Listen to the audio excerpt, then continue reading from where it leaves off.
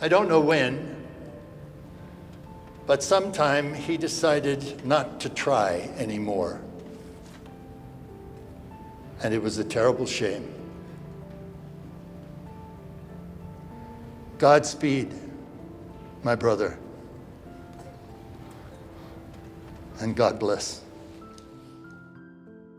Of all the characters in Succession, Logan Roy is undoubtedly the most brutal. He's abusive, manipulative, and coarse, and while he isn't bereft of love, he is incapable of communicating it through affection and instead uses a cruel meritocracy as his method. Throughout the story, he is portrayed as layered, complex, and nuanced, but there are no holds barred in communicating just how awful of a person he is. And there are bits of pretty substantial subtext across the seasons to help communicate to the audience why he is the way he is, but it was a key element in the penultimate episode of the series, Church and State, that helped reveal a layer that was always there, yet never palpable. Something that had been hinted at throughout the series but never dwelt upon, that helps us piece the picture together more accurately than ever before. Let's raise our glasses to those who are with us tonight in absentia. Logan's mother, Helen. To Helen. Mm-hmm. Helen. And his sister, Rose.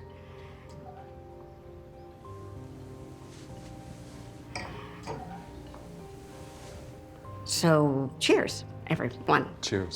Cheers. Cheers.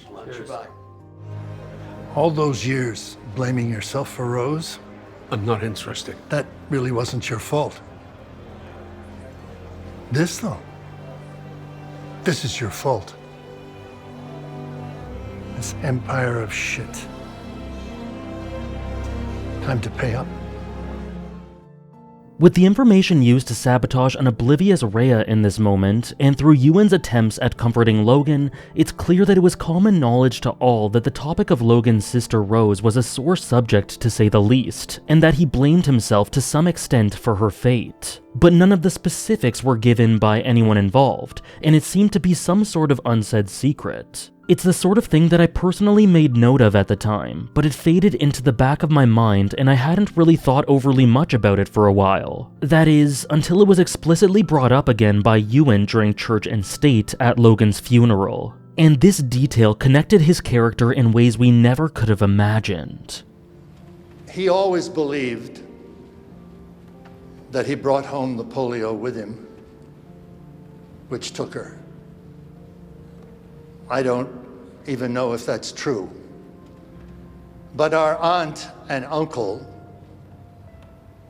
certainly did nothing to disabuse him of that notion. They let it lie with him.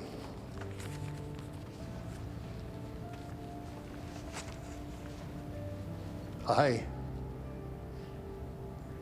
loved him, I suppose. Regardless of whether or not it was reality, Logan thought and was encouraged to think that it was his fault that his beloved sister died. And the truth of the matter isn't really relevant. Whether or not she did or didn't catch it from him doesn't matter. What matters is that he thought she did. And so from then on, it became the truth. His truth. And this was what taught Logan to stop trying to search for more in life, to settle and become a man that inspired this meagerness in others. We can infer that this is what caused him to generally lose hope and heart and optimism in life after Rose succumbed to the disease that he believed was his doing. And so the implication here, combined with the fact that his brother ended up significantly different, while stating that that was not always so, leads us to one conclusion. That while Logan's upbringing was rough to say the least, he did still have the capacity to love more wholly. He had the capacity to see the world and others with more than gray cynicism. That is, until he lost himself in grief, self-hatred, and shame, and froze himself off from others as a defense mechanism in order to protect himself. There's an ironic vulnerability here that adds this human softness to a man that otherwise seemed so tough and unyielding, and it is appropriate that it comes out in this very matter-of-fact, almost mundane way, as tends to be the case at funerals. It very much seems as though he did this in defense. Obviously, there are key strategic elements to being Logan Roy, and his successes speak for themselves, but all the way back when, he became who he became in order to avoid pain and defend himself, and he stopped trying because it was the easy way out, at least according to Ewan. He did this in order to prevent himself from feeling, likely because feeling only ever led him into heartache.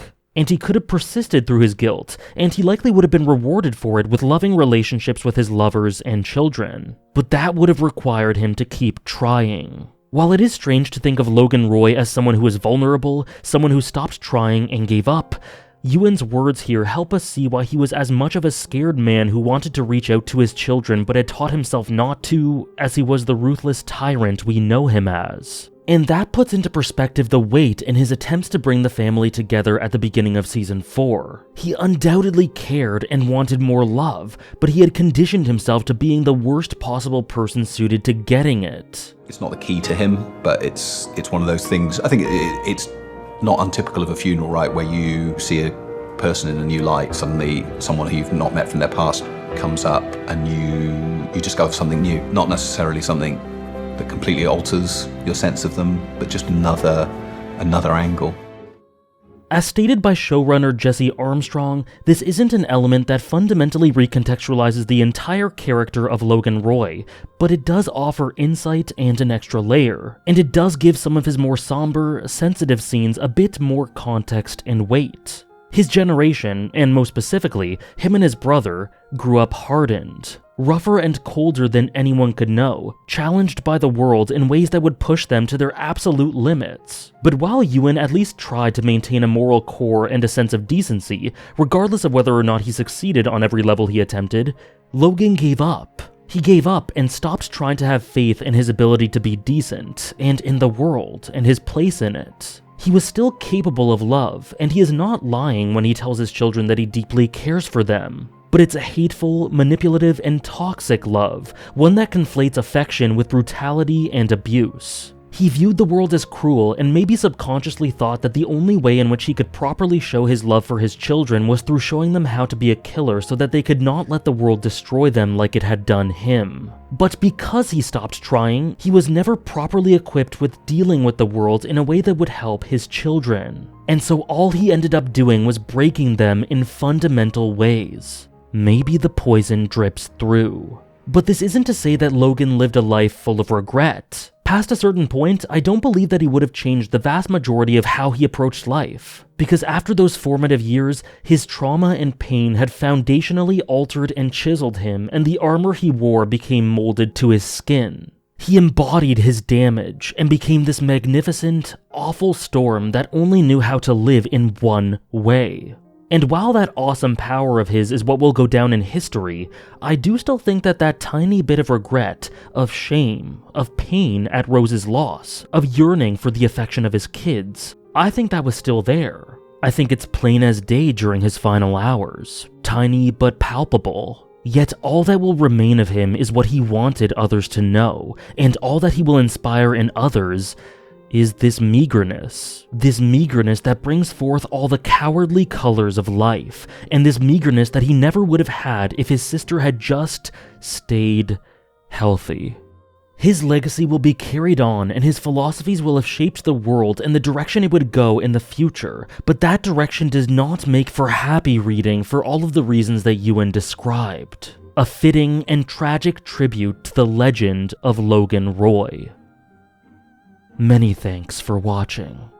And now people might want to tend and prune the memory of him, to denigrate that force, that magnificent, awful force of him, but my God, I hope it's in me. He was comfortable with this world, and he knew it. He knew it, and he liked it. And I say amen to that.